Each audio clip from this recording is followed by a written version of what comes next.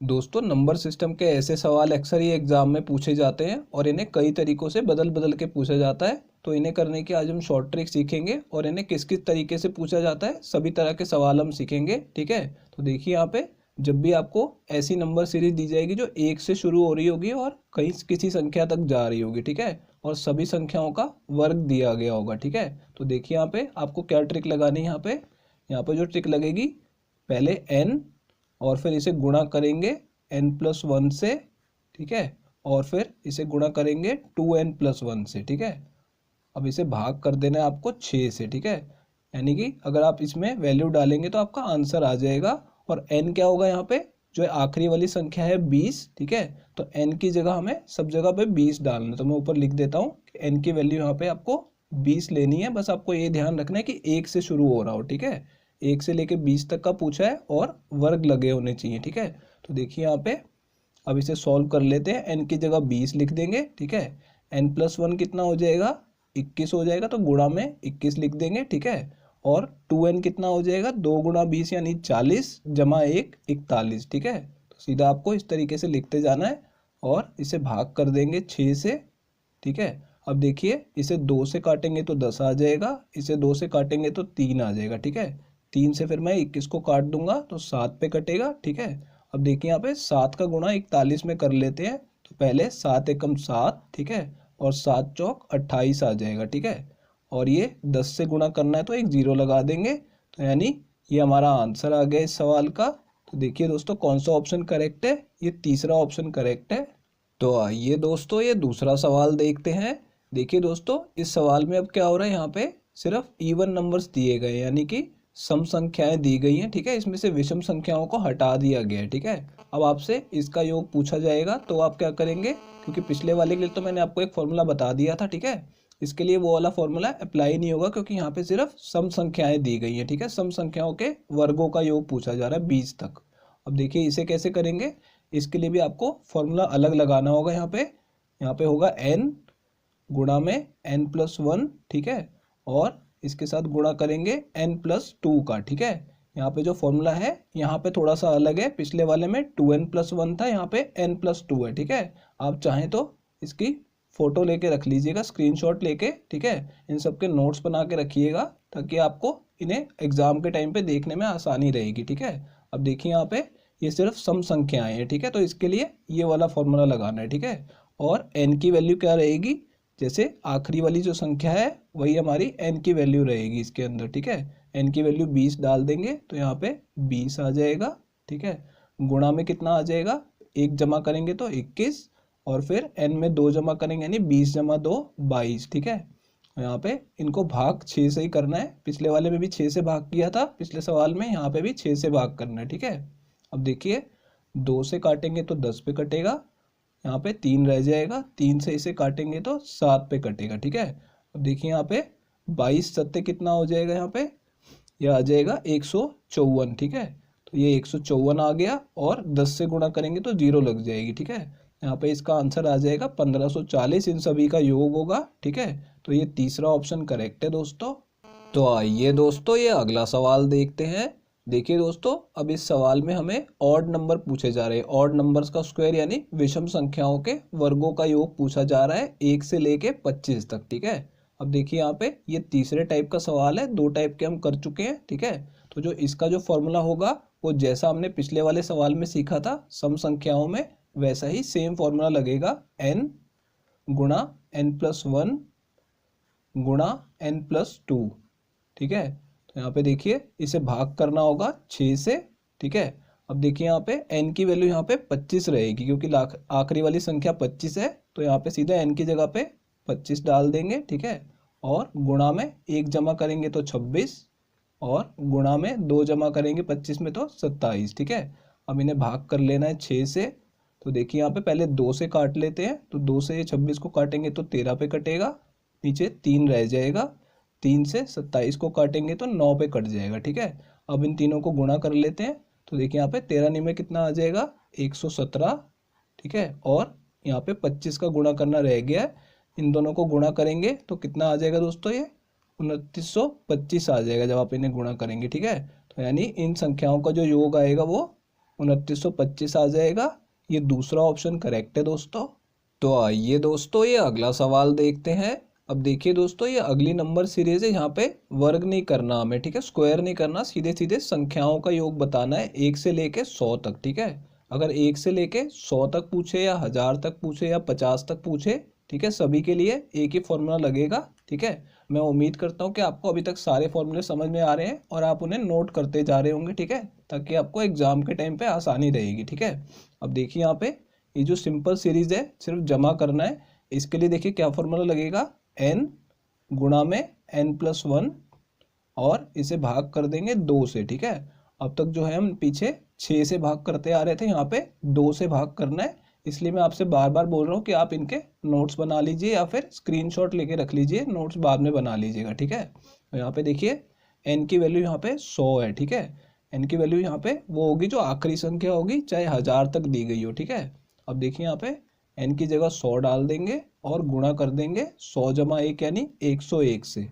अब देखिए 2 से जब मैं इसे काटूंगा 100 को तो 50 आ जाएगा, ठीक है।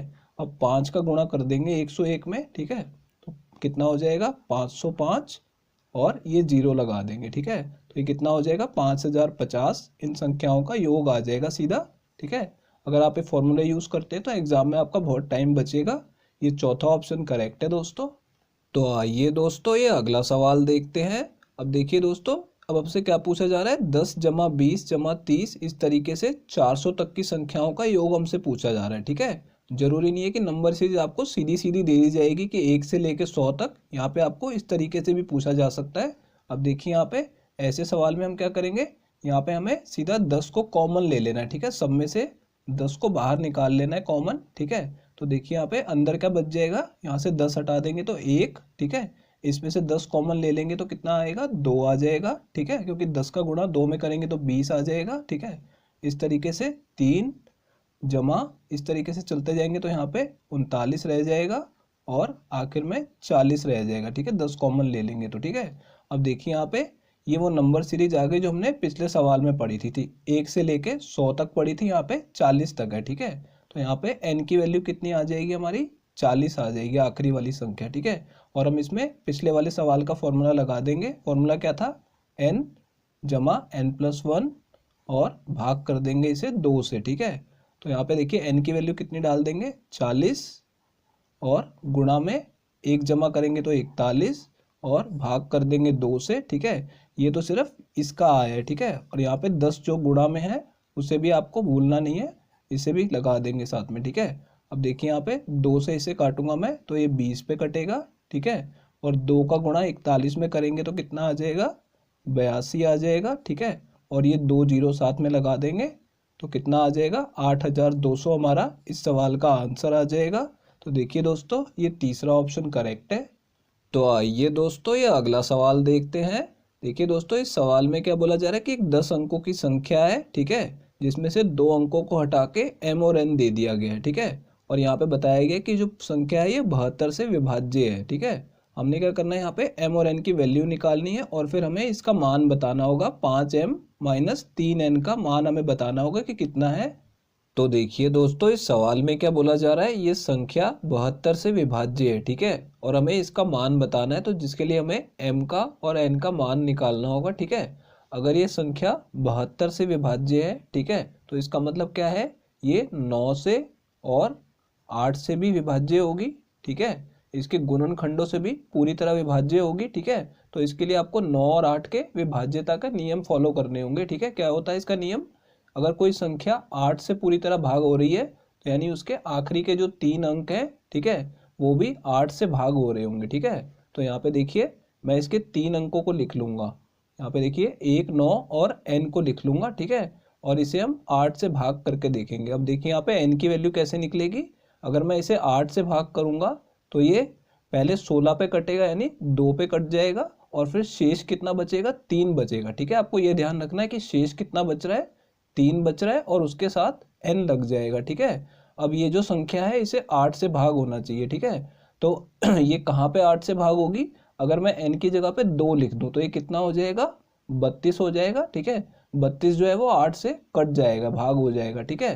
तो यानी कि n की वैल्यू कितनी आ गई, 2 आ गई, ठीक है। इस तरीके से आपको निकाल लेना है।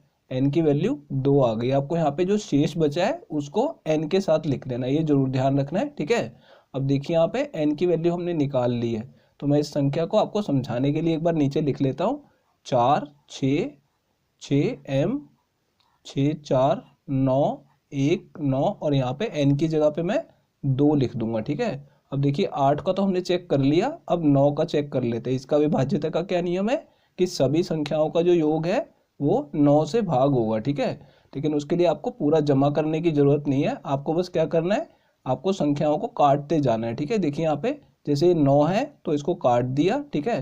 फिर से 9 आया, इसको मैंने काट दिया। अब क्या करना है यहाँ पे, देखिए यहाँ पे 4 जमा 4 और जमा 1, ठीक है। इन तीनों को क्यों काटा, क्योंकि इन तीनों का योग 9 है, ठीक है। और देखिए यहाँ पे 6 6 और 6 तीनों को जमा करेंगे तो 18 आएगा, वो भी 9 से भाग हो सकता है, तो मैं इन तीनों को भी काट दूंगा। अब क्या बच गया, m और 2 बच गए, ठीक है। अगर ये संख्या 9 से भाग हो रही है तो यानी इन दोनों बाकी जो अंक बचे हैं इन दोनों का योग भी क्या होगा, 9 होगा, यानी कि m और 2 का जो योग है वो कितना होगा, 9 होगा, ठीक है। तो यहाँ पे देखिए अब हम m की वैल्यू निकाल लेंगे, ये 2 उधर जाके घट जाएगा तो कितना आ जाएगा, 7 आ जाएगा, ठीक है।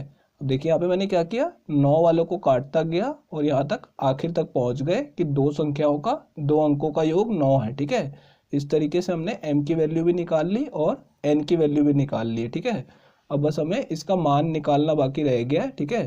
तो 5m यानी कि 5 गुणा 7, ठीक है। m की जगह मैंने 7 लिख दिया और माइनस 3n, तो यहाँ पे माइनस 3 गुणा n है यानी 3 गुणा 2, तो ये कितना आ जाएगा, 35 माइनस 6 आ जाएगा, ठीक है। और ये इसको घटाएंगे तो 29 आ जाएगा, ठीक है। तो ये हमारा दोस्तों इस सवाल का आंसर होगा, ये चौथा ऑप्शन करेक्ट है। तो आइए दोस्तों ये अगला सवाल देखते हैं। दो धनात्मक संख्याओं के वर्गों का योग 99 है तथा उनके वर्गों का अंतर 39 है, तो उन संख्याओं का गुणनफल क्या होगा, ये हमें बताना है दोस्तों। तो देखिए दोस्तों इस सवाल में क्या बोला जा रहा है कि दो धनात्मक संख्याएं हैं जिनके वर्गों का योग हमें दिया हुआ है 99, ठीक है। तो हमें दो संख्याएं पता नहीं है, तो पहले मैं दोनों संख्याओं को मान लूंगा कि दोनों संख्याएं a और b हैं, ठीक है। अब इनके वर्गों का योग हमें दिया हुआ है, ठीक है। तो वर्ग मतलब इनका स्क्वायर कर देंगे, a का स्क्वायर जमा b का स्क्वायर, ठीक है। दोनों के वर्गों का योग किसके बराबर है, 99 के, यानी 89 के बराबर है, ठीक है। एक इक्वेशन ये बन गई और उनके वर्गों का अंतर 39 दिया हुआ है, ठीक है। तो यहाँ पे वर्गों का अंतर भी ले लेते हैं, a square minus B square किसके बराबर है, 39 के बराबर, ठीक है। अब देखिए यहाँ पे क्या बोल रहा है, उन संख्याओं का गुणनफल हमें बताना है, ठीक है। तो पहले हम a और b की वैल्यू निकाल लेंगे, फिर इनका गुणा कर देंगे। अब देखिए a की वैल्यू निकालने के लिए क्या करेंगे, दोनों इक्वेशनों को जमा कर देंगे, ठीक है। तो देखिए यहाँ पे a स्क्वायर जमा a स्क्वायर कितना आ जाएगा, 2a स्क्वायर आ जाएगा, ठीक है। और ये दोनों जमा होने पे आपस में कट जाएंगे, क्योंकि ये प्लस का है और ये माइनस का है, दोनों एक दूसरे को काट देंगे, ठीक है। इसलिए मैं इन्हें नहीं लिखूंगा और इन दोनों को जमा कर लेते हैं। 9 और 9 कितना हो जाएगा, 18 और एक हासिल में जाएगा तो यहाँ पे 12 आ जाएगा, ठीक है। यानी ये 128 के बराबर आ गया, ठीक है। अब 2 से इसे काटेंगे, ठीक है। तो पहले ये 6 पे कटेगा, फिर 4 पे कट जाएगा, यानी कि a का स्क्वायर 64 के बराबर आ गया। तो a किसके बराबर आ जाएगा, इसका वर्गमूल कर देंगे 64 का, ठीक है। तो यहाँ पे देखिए ये आ जाएगा 8, ठीक है। a की वैल्यू कितनी आ गई, 8 आ गई है, ठीक है। अब b की वैल्यू कैसे निकालेंगे, जो a की वैल्यू है इसको पहले वाली इक्वेशन में डाल देते हैं, ठीक है। तो a का स्क्वायर कितना होता है, 64, तो मैं सीधा यहाँ पे a स्क्वायर की जगह 64 लिख दूंगा, जमा b स्क्वायर किसके बराबर है, ये 89 के बराबर, 99 के बराबर, ठीक है। अब देखिए यहाँ पे b का स्क्वायर यहीं रहेगा और इसको घटाने के लिए भेज देंगे, ठीक है। तो इसमें से जब 64 घटेगा तो ये 25 रह जाएगा, ठीक है।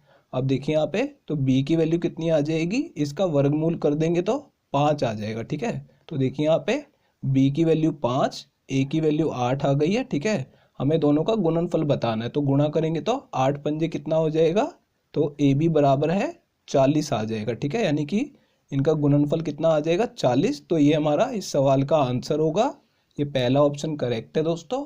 तो आइए दोस्तों ये अगला सवाल देखते हैं। यदि दो संख्याओं का योग 11 है और उनके वर्गों का योग 65 है, तो उन संख्याओं का गुणनफल कितना है, ये हमें बताना है दोस्तों। तो देखिए दोस्तों, इस सवाल में क्या बोला जा रहा है कि दो संख्याओं का योग 11 है। ठीक है, तो जैसे हमने पिछले सवाल में दो संख्याएं ए और बी मान ली थी, यहाँ भी हमने ए और बी मान ली है। ठीक है, अब इन दोनों का हमें योग दिया हुआ है, ए जमा बी किसके बराबर है, 11 के बराबर है। ठीक है, तो हमारी पहली इक्वेशन बन गई। और उनके वर्गों का योग 65 है। ठीक है, यहाँ पे दोनों का वर्ग, ठीक है, और इनका योग बोला गया तो जमा का निशान लगा देंगे। तो ये किसके बराबर है, 65 के बराबर है। ठीक है, वर्गों का योग 65 है। ठीक है, यहाँ तक कर लिया हमने। अब बोल रहा है कि उन संख्याओं का गुणनफल कितना है। ठीक है, तो यहाँ पे देखिए आपको संख्याएं नहीं निकालनी पड़ेंगी, आपको बस ये सूत्र पता होना चाहिए। देखिए यहाँ पे ए प्लस बी का वर्ग, ठीक है, किसके बराबर होता है, A square plus B square plus 2ab। ठीक है, अगर आपको ये पता है तो यहाँ पे आप इसको मैच कर सकते हैं कि ए प्लस बी की वैल्यू हमें दी गई है, A square plus B square की वैल्यू इसकी भी दी गई है, और हमसे इसकी वैल्यू पूछी गई है, दोनों का गुणनफल पूछा गया है। ठीक है, तो यानी कि दो चीज़ें आपको दी हुई हैं और तीसरी पूछी गई है, तो बस हमें वैल्यू डालनी है यहाँ पे। तो देखिए यहाँ पे ए प्लस बी की जगह 11 डाल दूंगा, तो 11 का वर्ग कितना होता है, 121 होता है। मैं डायरेक्ट लिख रहा हूँ। ठीक है, तो यहाँ पे ए स्क्वायर प्लस बी स्क्वायर किसके बराबर है, 65 के बराबर है। ठीक है, जमा 2ab लिख देंगे। ठीक है, अब देखिए यहाँ पे 65 को उधर घटाने के लिए भेज देंगे, तो 121 में से 65 घटेगा और इस तरफ 2ab लिखा रहेगा। ठीक है, अब इसको आप घटाएंगे तो कितना आ जाएगा, 56 आ जाएगा। ठीक है, तो 56 बराबर है 2ab। अब 2 से इसे काट देंगे तो ये 28 पे कट जाएगा। ठीक है, यानी ए बी की वैल्यू कितनी आ जाएगी, 28 आ जाएगी, यानी इनका गुणनफल हमें मिल गया 28। तो ये इस सवाल का आंसर होगा, ये तीसरा ऑप्शन करेक्ट है दोस्तों अगर ये वीडियो आपको पसंद आई हो तो इसे लाइक कर दीजिए, और दोस्तों अगर आप लोग चैनल पे नए हैं तो चैनल को सब्सक्राइब जरूर कर लीजिएगा, और दोस्तों नोटिफिकेशन बेल को दबाना बिल्कुल मत भूलिएगा।